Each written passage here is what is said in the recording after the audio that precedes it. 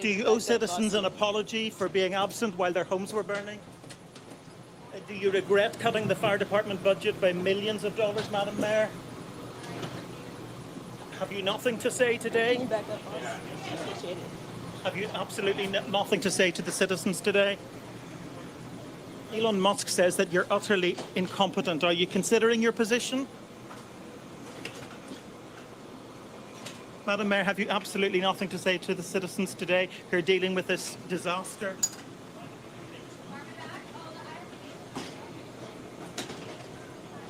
No apology for them? Mayor goes absolutely silent when reporter asked her about questions about the wildfires that are occurring in California. What is up, everybody? TYSON DELACRUZ here. Thank you so much for rocking with me. Shout out to everybody watching, by the way. Drop your comments down below. Smash the like button if you kindly would.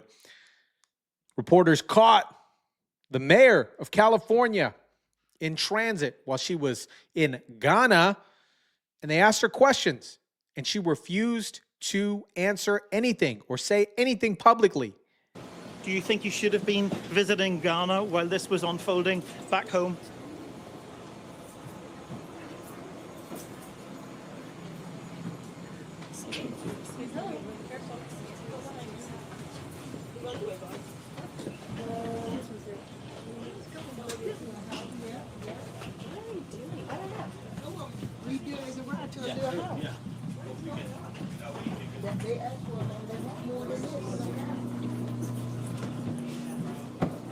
Madam Mayor, let me ask you just again, have you anything to say to the citizens today as you return? No. Hold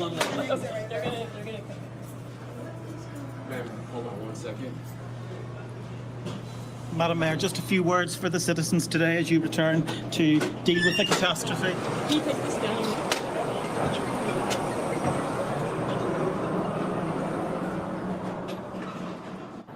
David, as you say, she wasn't very keen to answer any of your questions there. And fire chiefs are also admitting that they just don't have enough personnel to take out the fires. Yeah, they're fighting all sorts of challenges. They're talking about a water shortage. There are reports of fire hydrant failures. They've been unable to use firefighting aircraft for much of the day due to the smoke that is billowing ominously from the hills where the wildfires are raging. And I suppose despite that political storm, this is, of course, at its heart, a human story, because we've now 80,000 people evacuated. Tens of thousands of others are on standby to be evacuated. 2 lives have been lost in the Eaton fire, which is what's causing the consequence behind us. The city's iconic landscape almost shrouded completely by the smoke. And they're really just taking it one step at a time, hoping at some stage the wind's going to change direction or to die down, and that they're going to be able to get this fire under control. This is crazy. Absolutely crazy to me that the mayor of California refused to answer questions, even just publicly saying something. And it is an absolute utter failure that fire hydrants aren't working. And coincidentally enough, if you guys aren't familiar with the insurance policies that were abruptly, the companies that were abruptly left California because they will no longer insure wildfire catastrophes, this started occurring about a year ago. And recent news, as of 3 weeks ago, they were trying to get some of these insurance companies back to California. Listen to this. FEMA declared an unprecedented 179 disasters in 2024. So to put that in perspective, that means some type of disaster declaration was made about every 2 days throughout the year.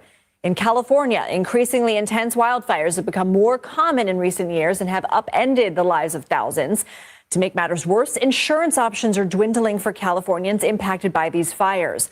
More insurers are refusing to provide wildfire coverage or have begun charging exorbitant fees, leaving many homes in danger.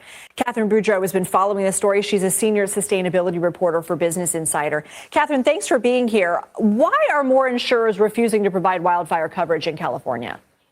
Well, I think, as you mentioned, this comes down to a few factors. So on one hand, there's climate change is driving more frequent and intense storms, hurricanes, wildfires. So that's creating more disasters to cover. Also, more people are moving into areas that are vulnerable to disasters, including wildfires and hurricanes. So, of course, that means more damage, more destruction, higher costs. And then it's also more expensive to rebuild after a natural disaster because of inflation, the materials to build a home, very expensive. So this has created kind of an unsustainable situation for insurance companies. That's what they tell us. And in response, you've seen a number of actions, including in California, where they're pulling out of the riskiest areas, the most vulnerable areas. They're not renewing, tens of thousands of policies. And yeah, in some cases, companies have pulled out of the state altogether. So California has established insurance protections in areas of risk for earthquakes in the past. States like Florida have established some kind of legislation that protects residents from losing or having to pay more for insurance. What are the solutions being discussed here to make sure that people just aren't left without the insurance they need? Yeah. So in California, there is what's called an insurer of last resort. And we're seeing that more homeowners are being pushed into that program because they're left with fewer and fewer options for insurance. But of course, you don't want too many people going to the insurer of last resort, especially in a very risky wildfire-prone area. And why is, can you explain that? Why is that? One insurer with too much responsibility, that just increases the risk that one catastrophe could sink the system. Of course, that hasn't happened in California, but Yet, mind you guys, this video was, this report was 3 weeks ago. 3 weeks ago. At that time, the wildfires weren't occurring like they are now. Shout out. So my prayers and condolences to go out to everybody that is in California that have been evacuated, that have lost their home, that have lost their vehicles, lost everything. It is absolutely crazy to me that this is happening right now. Here is some footage of the Palisades Village Starbucks is absolutely unrecognizable after the ravage fires. The Starbucks building where the Starbucks was held was built 100 years ago, commissioned in 1929. The fire reached 11,000 acres. This is crazy. Park along this street, yeah? And then, Dave, if you can, just go ahead of us and try to set up a signal. Right here. This is where it's got to be. This is, oh my God. What? I've never, look at this. Beyond comprehension. Oh. Malibu is gone. This reminds me of that movie, Escape from LA. I don't know if you've seen Escape from LA. Let's jump in to see what Alex Jones has to say here. This is where the elites want to get the property, just like Lahaina in Maui a few years ago. People started saying, hey, we all got our insurance canceled the last 2 months. Others said, no, it happened 3 months ago, 4 months ago. But James Woods, who lives in the area, his house almost burned down. There's footage of that. In fact, it was almost burning down this morning. Who knows if it's even there now?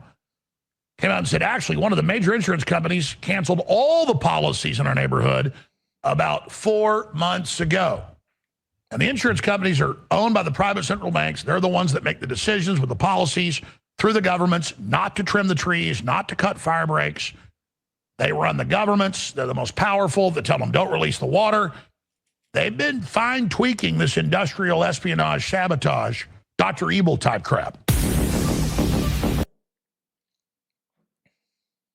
Insurance being pulled in the months, never before seen at this level, in the key areas that burned down.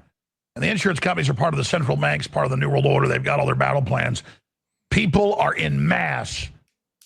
Because you could argue, okay, maybe they didn't use a weather weapon to steer those hurricanes into Florida and the South right before the election, but FEMA sure did stand down and sure didn't give aid to white people or Trump supporters and then Trump supporters said it was happening, and then we got the internal FEMA videos and orders. And then people got in trouble that were mid-level and said, I was ordered to do it. Here's the documents. Don't blame me. Well, you shouldn't follow illegal orders. You should have gone public. But the point is, yeah, you're not as guilty as your bosses. But with that, you can still speculate. Yeah, they got weather weapons, but maybe it wasn't. You can't speculate when they won't cut down the brush for decades and they won't let water be released from the giant mountain reservoirs when everybody makes a huge deal about it for years. Trump made a deal about it 5 years ago to Newsom. So do we. He did. Donald Trump met with California and Governor Gavin Newsom regarding the controlled bushfires that are supposed to occur and cleaning up the bush. And they haven't done anything. And it doesn't help that the majority of California is filled with tents, trash, and other crap that is just, it's burnt now. It is absolutely crazy to me, ridiculous. Everything is gone. And what are they going to give these people? What are they going to give these people? $750 again? Yet Biden just released, is set to release another X amount of $1 million to Zelensky. And people in North Carolina are still affected by the hurricane. They're living in tents. It's the middle of winter and they're living in tents. And you're sending more money over to Zelensky? It's gross. It's disgusting. It's despicable.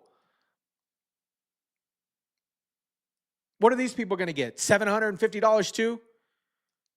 $750 too?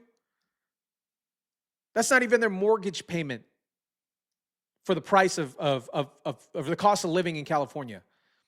These people have been evacuated. They're bulldozing vehicles in the middle of the freeway. And this all could have been prevented. And it hasn't been. Let me know what you guys think about this. Drop it in the comment section down below. Smash the like button. Share, subscribe. And as always, guys, I'll catch you on the next one.